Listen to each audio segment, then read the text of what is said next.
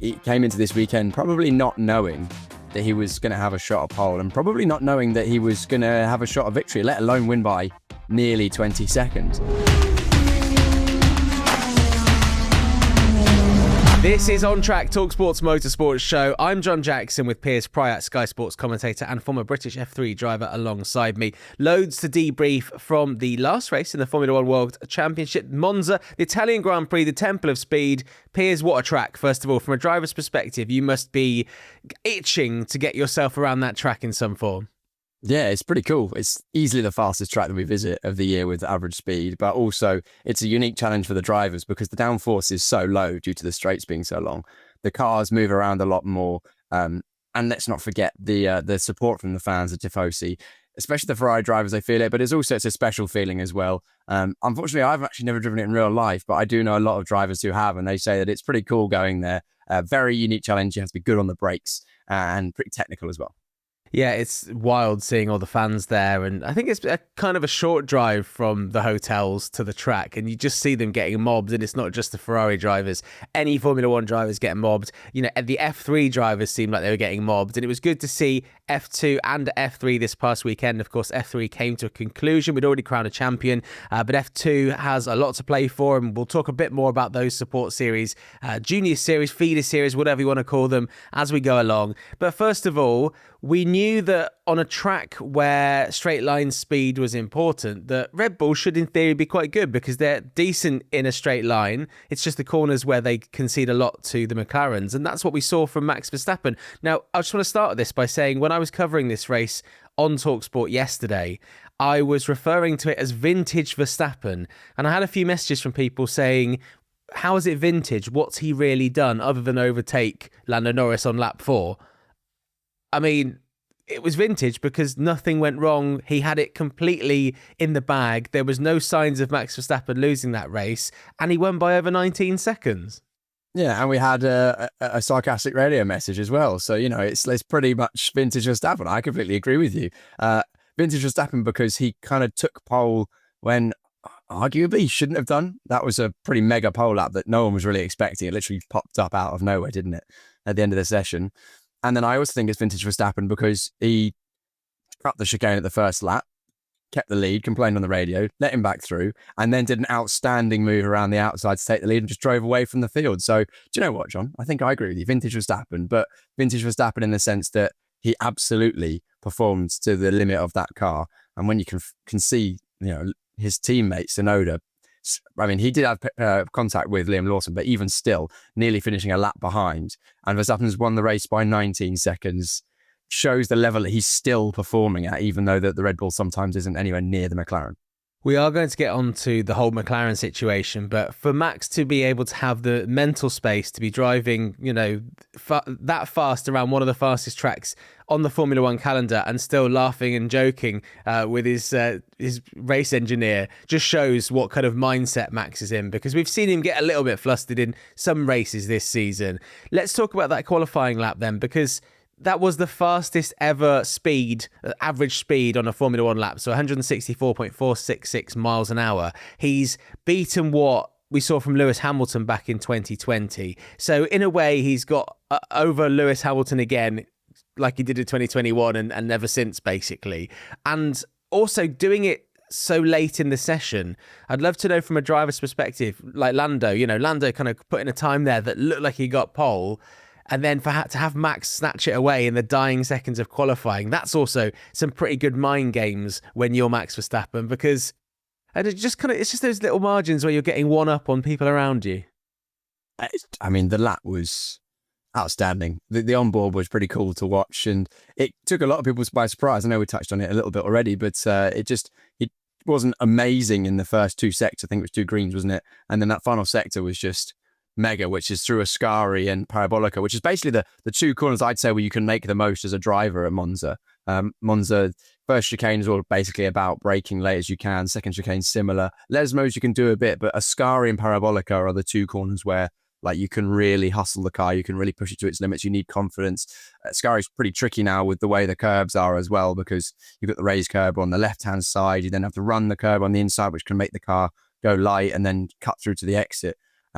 Brilliant lap, and then he had to push on in the race, because I don't think his race pace at the start of the race was head and shoulders above the McLarens, but somehow that they made those tyres stay in a good window, and then he just drove away. So yeah, what more to say? He just did a brilliant job. And about the mind games, I don't think the timing was actually deliberate for mind games, because it's basically about run plans and where they place each other.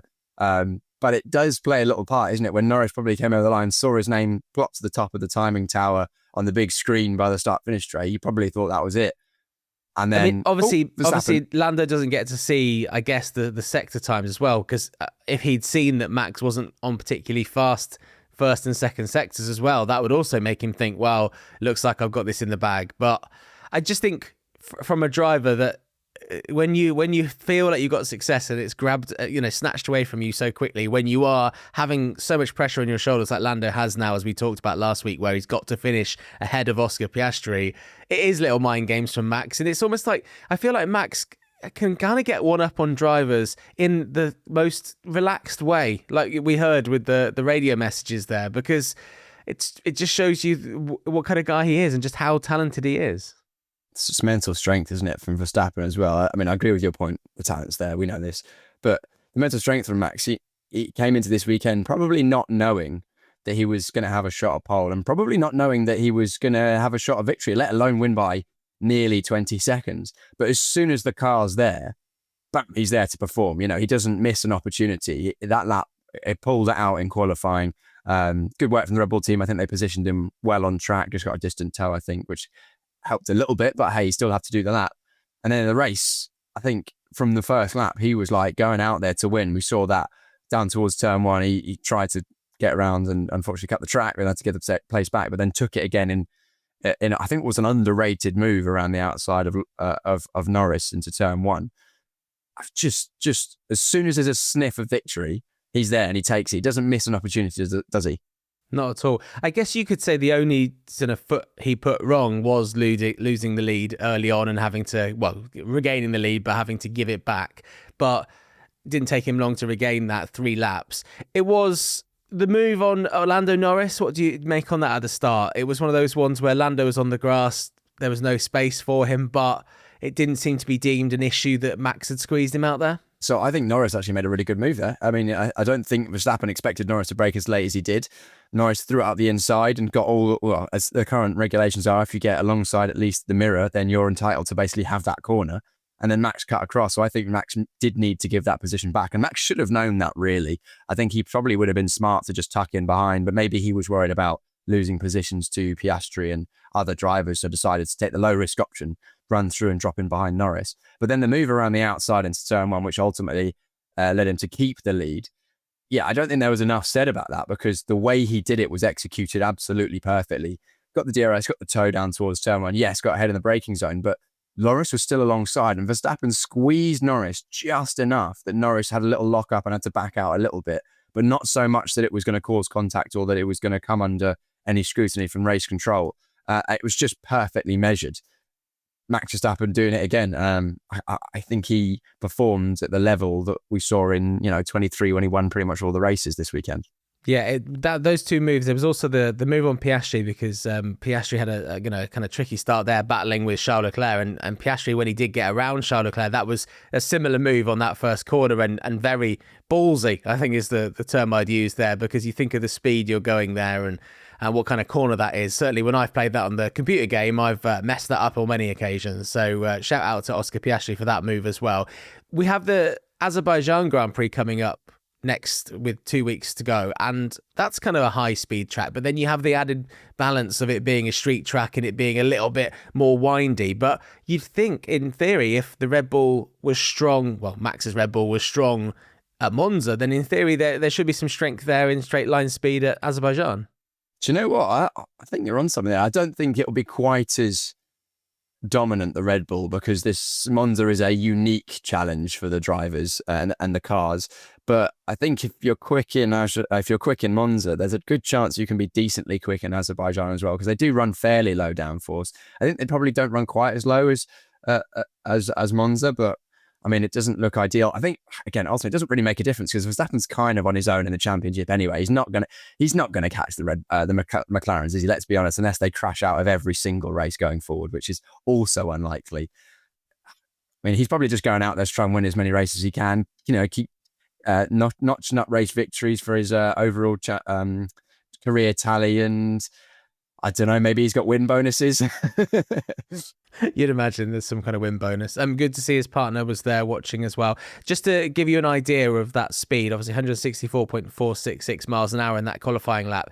To compare that to the average speed in Indy 500 qualifying, that the fastest one, or at least last year, 2024, was 231.943 miles an hour. Obviously, that is in an oval, so it's slightly different. But to give you an idea, it's still a little bit away from the speeds that IndyCar get up to. And we talk about IndyCar. Oh, God. I'm going to interrupt you there, but yes, it's still, what's that, 70 miles an hour average speed lower, but you almost come to a stop twice, and there's other corners involved. Think about driving a car 164 miles an hour. I don't think there's many people that have actually ever driven a car that fast, and you're doing it for the whole lap with 2 braking zones, 2 chicanes, 2 right-hand corners, an Ascari and Parabolica. So it's ridiculously fast. Just quantify that. Yeah, it's the skill that these drivers have is ridiculous.